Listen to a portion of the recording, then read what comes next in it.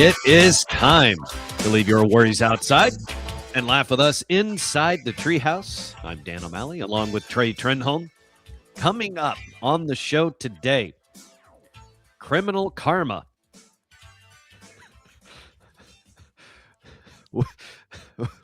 We've got Spaceballs. And the police. The police are loosening up. That's all coming up inside the Treehouse Show today. But first off, we have to start with a story that I did not have time to get to yesterday, and that is some good old-fashioned butt cocaine. This is one of those stories that certainly caught my attention last week, and this is one of those that is ripe for the Treehouse taking. A Florida woman claims cocaine found in her butt after an arrest must have been there from an intimate encounter. I mean, how else would it get there? What she's saying is she wasn't trying to smuggle it into jail. It's just some old boy left it there. How else would intimate encounter get it in there? I just like how she's like, no, I wasn't trying to smuggle it in here. It was just I forgot it was in there. That's my bad. Hey, didn't mean it. Yeah, this is not my butt. Kind of like how people with drugs always try to say, these are not my pants. I had no idea it was in there. Probably a high traffic area. Yeah, someone littered. Somewhere there's a Native American crying. A Florida woman picked up an extra felony charge when she wildly tried to smuggle nearly 4 grams of cocaine into a county jail through her jail purse. Brevard County Sheriff's Office deputies arrested Regan Cox, who's 30, on Saturday for resisting arrest during a traffic stop. When she arrived at the Brevard County Jail, staff noticed something abnormal with her lower region, or her, and I'm quoting here, jail purse area, if you will. This is from the report. So it's not me editorializing on the fly, and this is not the New York Post throwing in its, humor.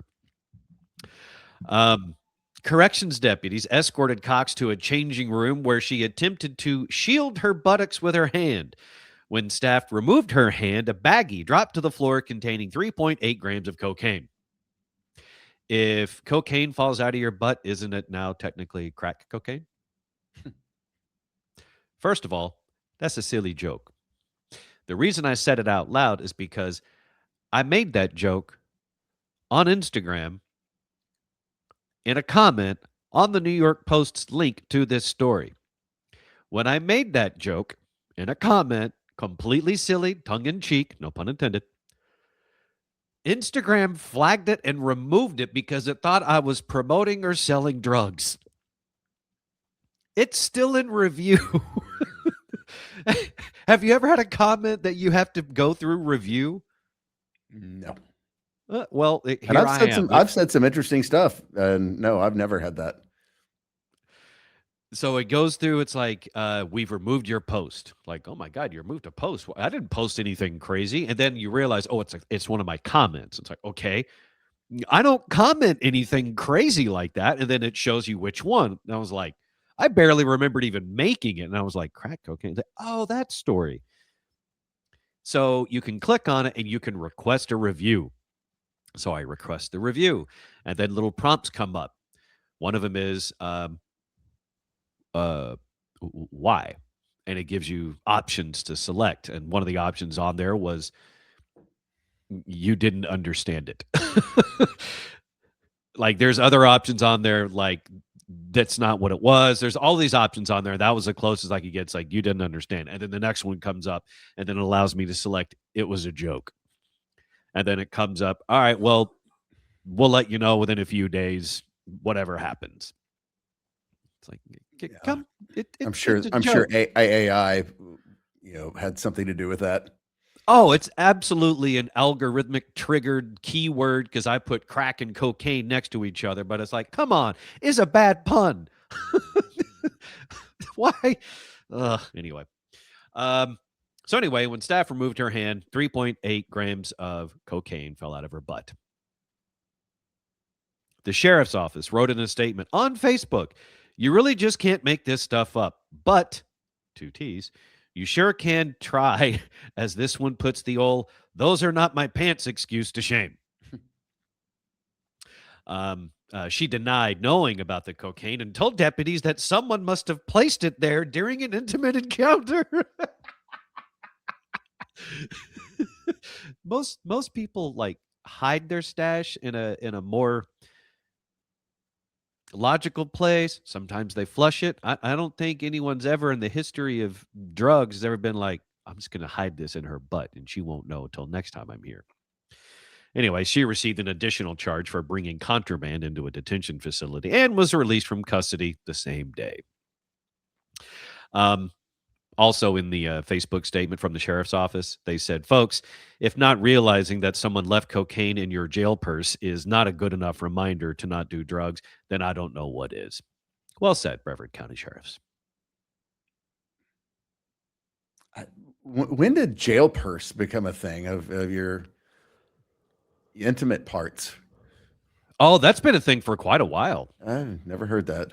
Yeah, no, that's been in the vernacular for a long time, like 20, 30 years at least. I think we've posted stories and talked about stories on the show before, and people have commented on it, saying like, "Oh, jail purse, whatever." Or coin purse, is another one that sometimes gets brought up. But of course, jail purse is very specific. But yeah, the jail purse. It's a real thing. This is the reason why they check you when you go in. While shocking, I think mainly because of the excuse she gave. That's really why this is a story. I mean, they find drugs falling out of people's butts all the time, I think, when they get arrested. But what she said as to her reasoning for it is the reason why this is a viral story. But I don't think it holds a candle to the one we did a few months ago where it was someone's steel drink bottle shoved up in there. And it was a guy being checked into prison. He was trying to smuggle in one of those like 20-ounce drink bottles in his butt, in his jail purse. And the big question we had at the time was, I believe you asked a question, Trey. Do you remember? I do not. Was it full? I mean, might as well be. Yeah, I don't. So did she know she was going to jail? Yeah, so this stemmed from a traffic stop, and she was getting arrested at the traffic stop.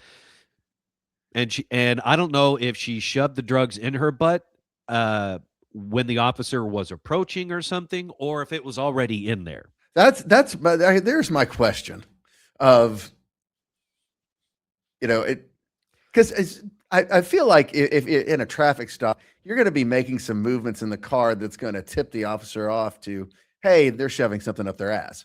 But yeah, if it was already there, then that leads to a whole nother series of questions of, and maybe it was from an intimate encounter. What kind of intimate encounters are you doing? This is one of those moments where the journalists could have gone deeper, pun intended there. And this is one of those rare times I would love to be the processing officer at the jail, because this is where you and I, Trey, could get some of our questions answered right there at the source. One of which being, when this woman tells you, "Oh, that's not mine. Someone put it in there and I didn't know it," during an intimate encounter. As the processing officer, I'm going to have to ask clarifying questions. The least, for starters, let me get this straight. You're trying to tell me that you had almost 4 grams of cocaine in your butt and you didn't know it? What else was in there? Who else was in there? And again, I ask, how do you not know there's cocaine in your butt? I notice any sort of a change down there. Temperature, wind, resistance, anything, moisture. I notice everything that's going on down there. I would know if there was something in there that wasn't supposed to be. Well, I mean, and you are an expert in anal play. But No, I'm not. okay, For the well, record. I refer to your statements you just made a few minutes ago or just a few seconds ago that says yes, you are, because you clearly No, said you would know anything that's down there. I mean, I would. I am I very aware.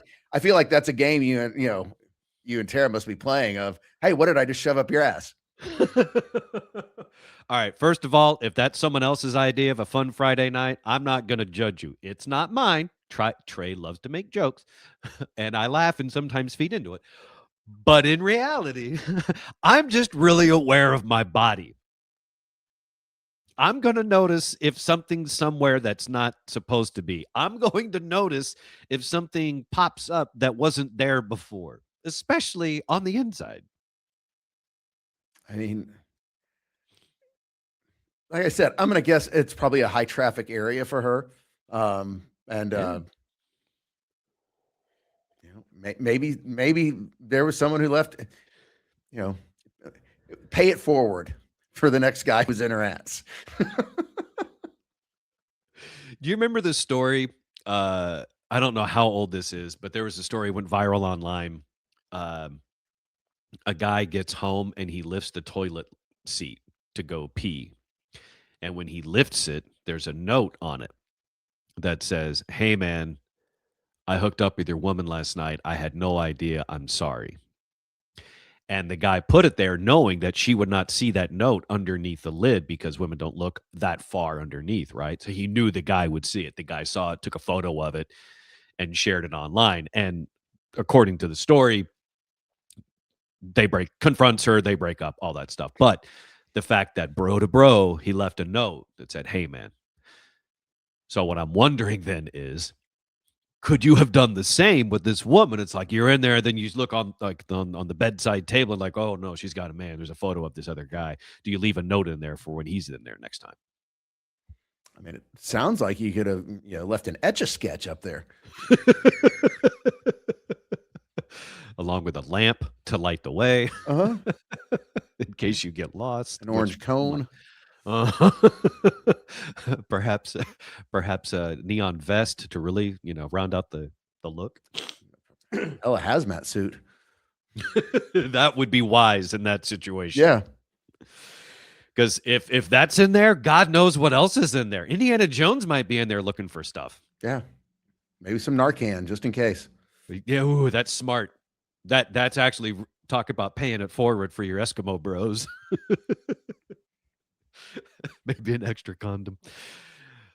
All right. So that woman was clearly very, very loose. And she's not the only one. The Dallas Police Department has loosened up a little bit.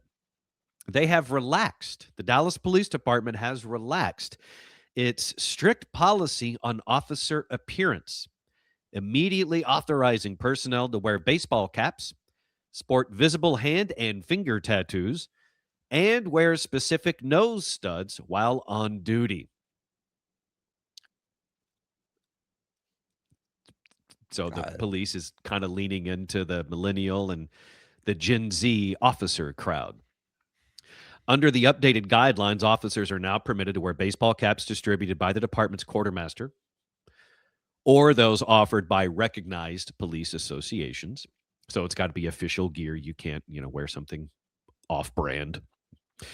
Visible hand and finger tattoos are also officially authorized, though they remain subject to approval by the department's Body Art Approval Board in accordance with existing regulations. What a prestigious position that must be. The Body Art Approval Board. I wonder if this is just so they can retain more officers. I mean, I'm sure it is. I know for years they were very strict compared to other departments. Yes, they were. Like a few years ago, Fort Worth PD made it to where, their officers could go back to wearing cowboy hats on duty. Sort of a branding thing, obviously, but still, like you said, with DPD, on duty, not even allowed to wear baseball caps. Now you can, as long as it says Dallas Police on it, which, is kind of a cool thing. But I think you're right, Trey. I think this is supposed to go towards retaining and recruiting new officers. Because, look, The nose piercing thing to me is an immediate indicator of age range. Tattoos are way more accepted socially than they used to be. Oh, And so it makes sense to me that their look is going to evolve a little bit. well, as our, I mean, the tattoo things, regular tattoos is now kind of old hat, but yeah, uh, the finger thing, which I don't understand, but I do realize it's quite popular. Yeah. Um, and I guess it also takes into a fact that teenagers do stupid shit, and they're not penalized for it. Where if they want to be a cop, that uh, keeps them out of it. And who better to recognize that teenagers do dumb stuff than police officers? Mm-hmm. So it makes sense. I get it. You want to loosen the dress code restrictions to appeal to some younger officers, and that's just the dress code. I mean, if you really start appealing to Gen Z police officers, then you may have to end up with all sorts of other things that change along the way besides their appearance. Like, just imagine getting arrested by a brand new Gen Z officer and being read your Miranda rights. He slaps a cuffs on you and says, "Yo, chat, lock in. You have the right to stop yapping." Like, for real, go full NPC mode. Go full NPC mode. Silence is an option. No yap equals no cell phone. Anything you say can and will be clipped, saved, screenshotted, put in the receipts folder, and used against you in your courtroom arc. The ops are literally recording. You have the right to summon a lawyer. That's your legal duo. Do not solo queue the justice system. If your wallet is cooked and your bank account is negative aura, they got to spawn a lawyer for you before the questioning side quest continues. If you start spilling the lore and suddenly realize, wait, this is not giving, you can stop the yap session anytime and call your legal teammate. Do you understand your rights, or are you still lagging? You think it's going to carry the same legal weight as the regular old-fashioned Miranda rights? Yeah. No, No. nor would it be allowed. No cap. No cap, says the Supreme Court.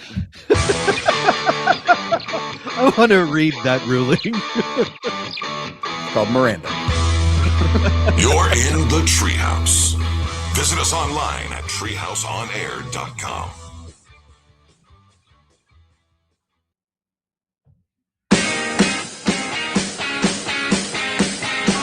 You're listening to the Treehouse. Visit us online at treehouseonair.com. This segment of the Treehouse is brought to you by Cook DFW Roofing and Restoration. To get your free roof inspection and property review, call 833-COOK-DFW. That's 833-COOK-DFW. Get that scheduled today. You can also check out the website, cookdfw.com. Our friend Rebecca Black did make the call the other day. She called Cook DFW. I believe it was on Saturday, and they're at her house right now, fixing the hole in her roof. She was worried because they had other roofers come out, and they were like, "Oh, you need a new roof," and they weren't sure. So they called Daniel Cook at Cook DFW Roofing and Restoration, and he told them the truth. No, you don't actually need a brand new roof. I can just fix this area, and you'll be good to go. So she made the call. Despite all the hard time I gave her about not doing it yet, she finally did. They're at the house fixing her roof. You can have that same experience. 833-COOK-DFW or the website, cookdfw.com. Today is Wednesday, July 8th, 2026. Let's celebrate today with some birthdays. And we got some good ones. The star of Footloose, Apollo 13, Tremors, and the reason everyone in Hollywood is 6 people away from him, Kevin Bacon, is 68 years old today. That's obviously just a very brief snapshot of his resume, and it is a big one. If you have never seen it, he did a movie called Taking Chance. Fantastic. I've not seen that one. When did that come out? What's it about? It's about, he is a Marine, and he's takes on the responsibility of escorting a body home. This is probably 20 years old, from Iraq, and just incredibly moving, amazing movie. Is it streaming anywhere you know off the top of your head? You don't have to look it up right now. I'm just curious. I mean, I'm sure Yeah, it says on HBO Max, Cool. I'm on that. and it says on Taking chance. Hulu too. I love it when things are on more than one platform. Mhm. All right, Taking Chance starring Kevin Bacon. Couple of quick Kevin Bacon notes in addition to yours, Trey. Did you know Kevin Bacon? Do you know Kevin Bacon's first movie? Animal House. No. If I remember correctly, I can double check this. His very first film was the very first Friday the 13th. He was one of the young victims at Camp Clear Lake.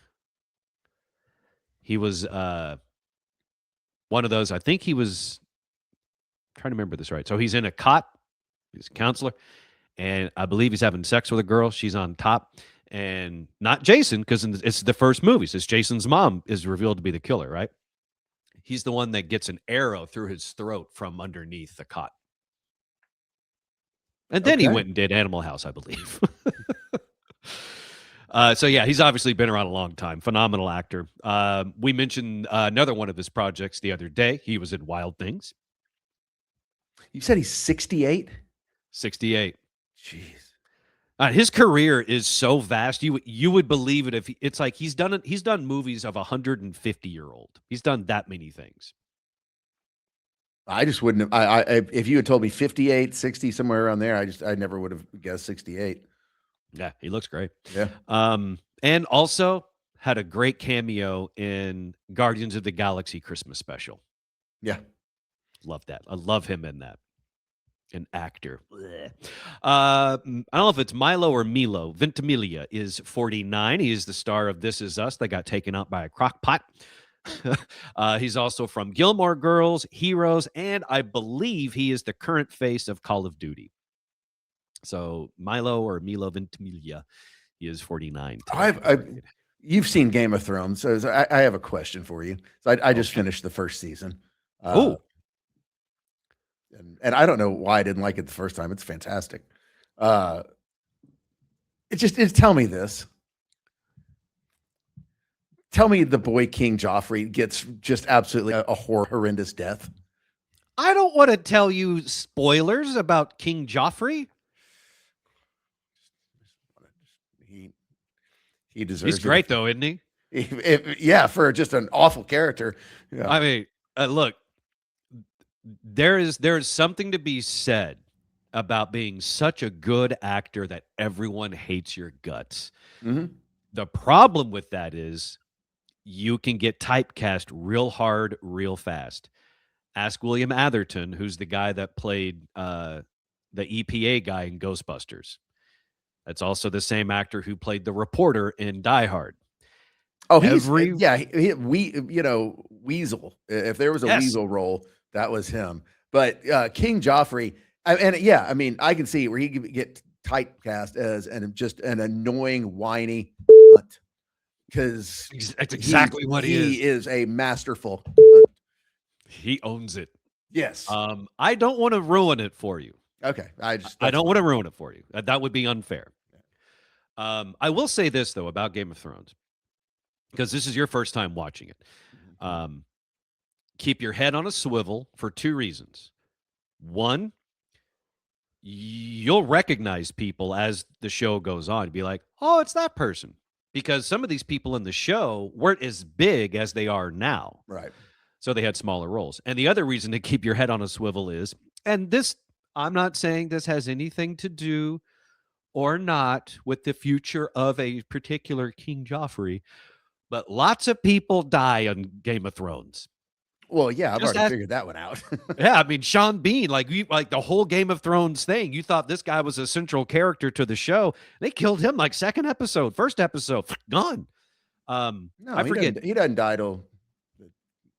Oh, is it later on? 9th episode, yeah. It's next to last, yeah. But well, either way, I mean, the show goes on for a long time, and he was, yeah. And at this point, I don't worry about spoiler alerts. I was surprised that Jason Momoa got taken out just with an infection.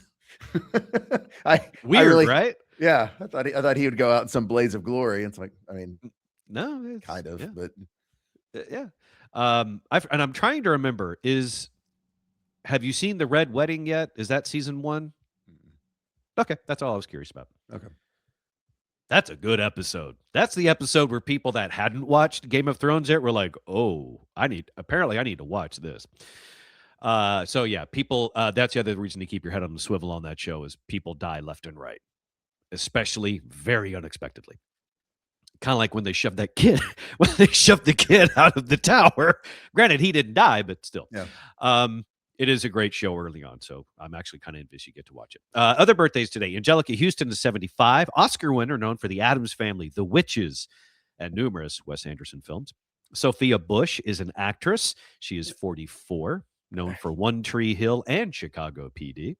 You know, back to Angelica Houston and The Addams Family. Raul Julia did not get the credit he deserved for being just an outstanding actor. I mean, that talk about someone who kind of went too soon. He was so good. He was great. He was great in The Addams Family, and if he did a bunch of other stuff that if I'm being accurate and if I'm being honest, he was the best thing of Jean-Claude Van Damme's Street Fighter. That's a low bar, man. That bar is pretty low. There's no doubt about it. But I mean, look, like upstaging Jean-Claude Van Damme in his own movie, not that hard to do. But I mean, hey, he was a very fun actor. Jeffrey, okay, you mentioned the other day that you were rewatching the Larry Sanders Show. Uh-huh. Jeffrey Tambor is 82 today. Wow. Yeah. Also known, of course, for Arrested Development. Billy Crudup is 58, Emmy-winning actor from The Morning Show, who's great in that. If you have not seen The Morning Show, Reese Witherspoon, Jennifer Aniston, Billy Crudup, it's really good. It hits a little close to home for you and me, Trey, because there are aspects of it where it's like, yeah, that feels real. Like the political dynamics of an entertainment company. I watched. I think I got through the first season. It didn't do for me, and maybe it's another one I need to go back and watch. The performances are really good. I love Billy Crudup's character in it. He's such a weasel corporate guy, but he's so likable. That's hard to do. Jaden Smith is 28, the spawn of Will and Jada Pinkett Smith. Poor kid. Toby Keith, today is his birthday. Passed away in 2024. He would have been 65. Fantastic. Other music legends. Beck is 56. I say legend because I know a lot of people love Beck. I'm not one of them. It's like, okay, he's back. Cool. Good for him. He's one of those that I like his music, but other musicians, like he's one of those that other musicians are like, oh my God, he's so great. And I guess if you're really artsy or very musical, there's something great about his stuff. Same here. I remember one year, one of the last years I watched the Grammys, there was the category of best rock album. And they gave it to Beck. And I'm like, what? No, he's not. I don't know.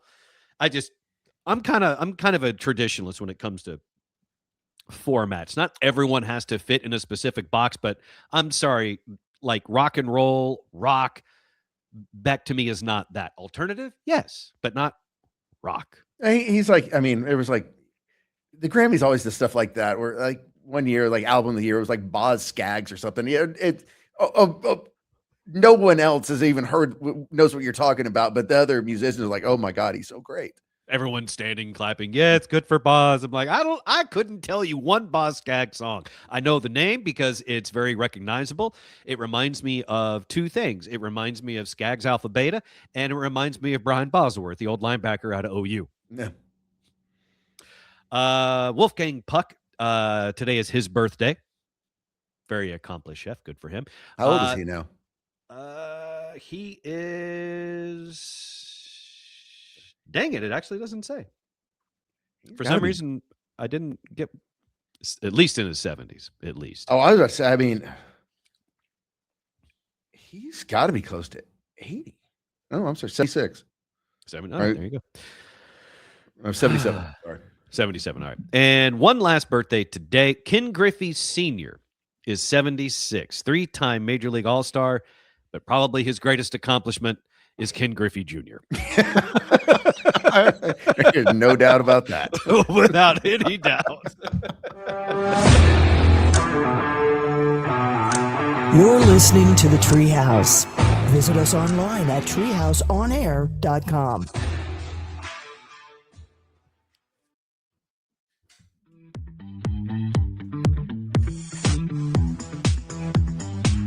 You're in the Treehouse. Visit us online at treehouseonair.com.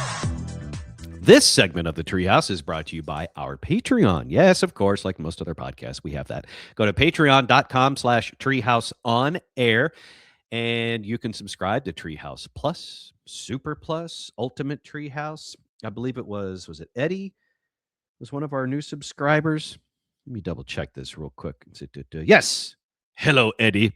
Eddie Lopez, one of our new subscribers. Thank you very much for that. We appreciate you. You can get bonus content, subscriber-only episodes, including video, all there at patreon.com/treehouseonair to get more Treehouse in your life today. Thank you very much. Dan and Trey back inside the Treehouse. 2 stories left that we absolutely need to get to today, just because I said so. One is criminal karma. The other is Spaceballs. In this case, not the movie.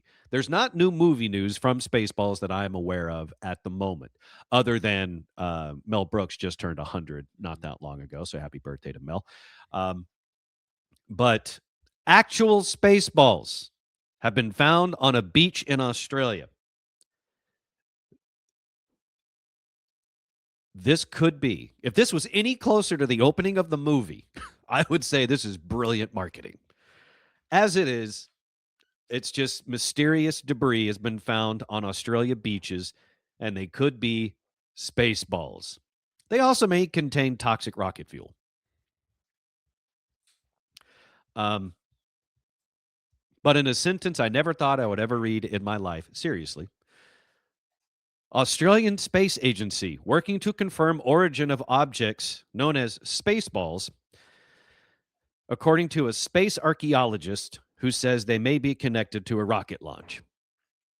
Okay, a little bit to unpack in there. The obvious one is Spaceballs are real.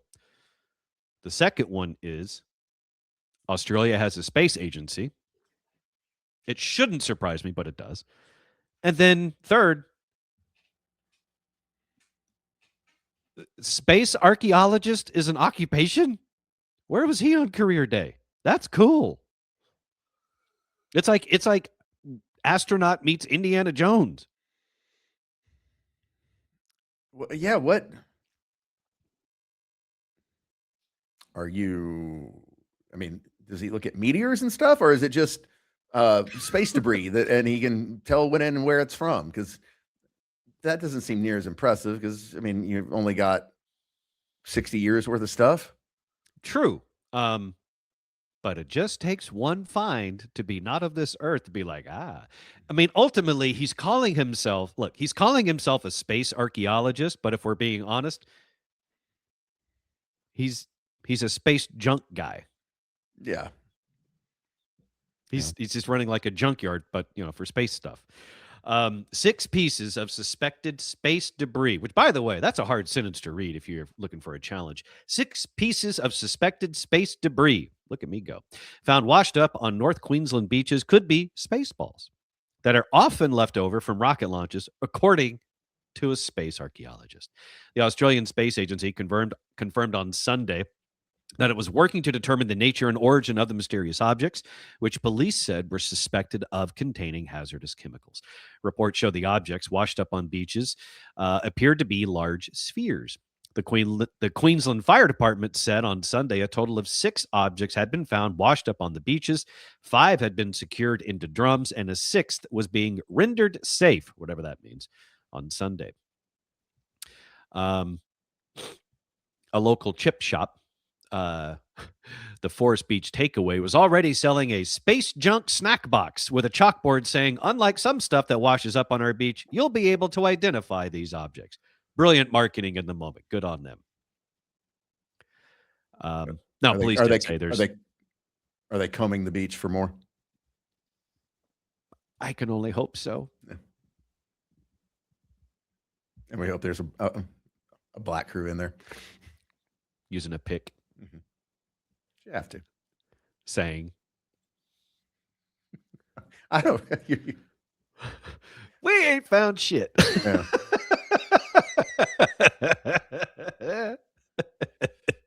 I think in that moment, this is look. There are a multitude of reasons why I could never be a police officer or a first responder, but this is another one. I couldn't take this serious. I have to respond to this. Oh, Spaceballs on the beach. Someone get me a really big pic. I'm going to do something funny here for the Facebook page, and then I'm suspended. So anyway, authorities are saying not bad, nothing to see here. It's some space junk, possibly from a rocket launch of some sort that washed up on an Australian beach. But they're being careful just in case.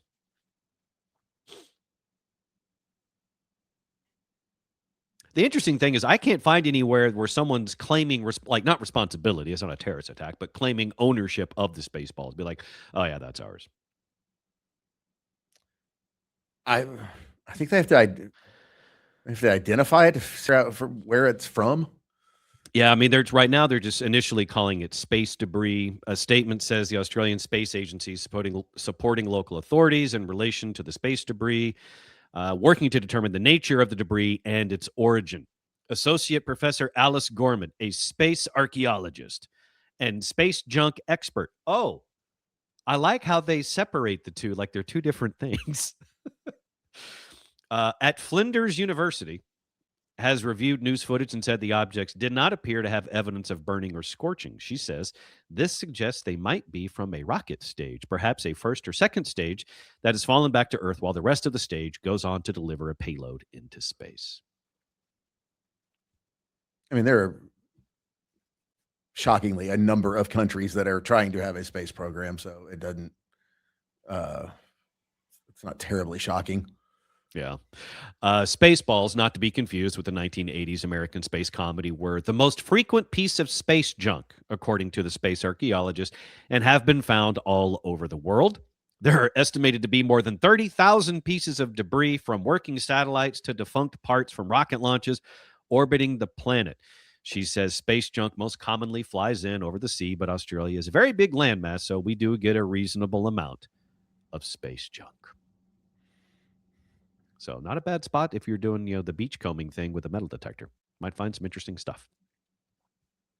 Or die. So what's that? It's Australia, so or die is also Yeah. on the beaches. Yeah. I'm not combing the beaches in Australia because there's no telling. Because the beaches in Australia will comb back. Something in there is waiting for you patiently. And has been for a millennia, and thinking, now's my chance. If somewhere on the planet, an honest-to-God Sarlacc pit, like in Star Wars, opened up, I would 1,000% believe it would happen in Australia. Or Florida. Yeah. All right, one last bit here. The criminal karma. Hang on, I'm getting a pop-up ad. All right. A 29-year-old man had his own car stolen while he was busy burglarizing a Verizon store across the street. Oh, in a twist of poetic justice, a Maryland man managed to have his own car stolen while he was busy, allegedly, burglarizing a Verizon store across the street. Police were responding to a stolen vehicle report when a burglary was reported just minutes later at the Verizon store.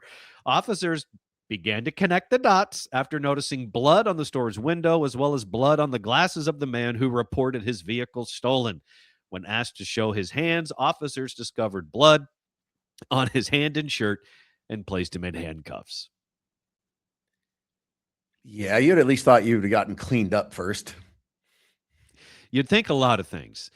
But here's one of the most salient points we have ever heard from a law enforcement official. Our friend and fellow board member on the RMS Treehouse Listeners Foundation, Dallas County Sheriff's Office Captain Mark Howard, retired, once told us many years ago, criminals are not very smart. Most of them are pretty stupid. And this is example number 1,000,000.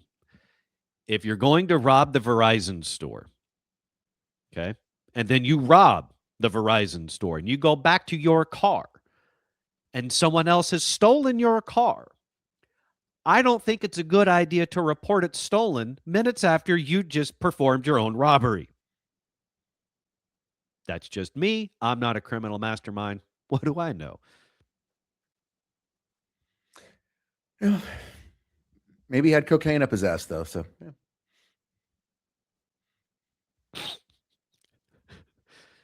One can only hope. It's like, that's where the officer's like, ooh, trifecta. yeah. This day just got better and better. I'm going to make the news. That's got to be that really, you talking about, there's the moments in life where you lose your keys or whatever, and you have that panic of, if you're just, finishing up a robbery and you go out and your getaway car is gone. Yeah. God.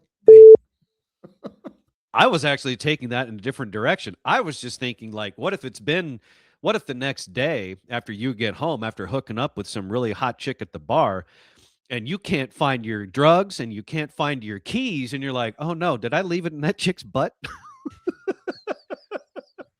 Of course, it always comes back to ass play with you, Dan.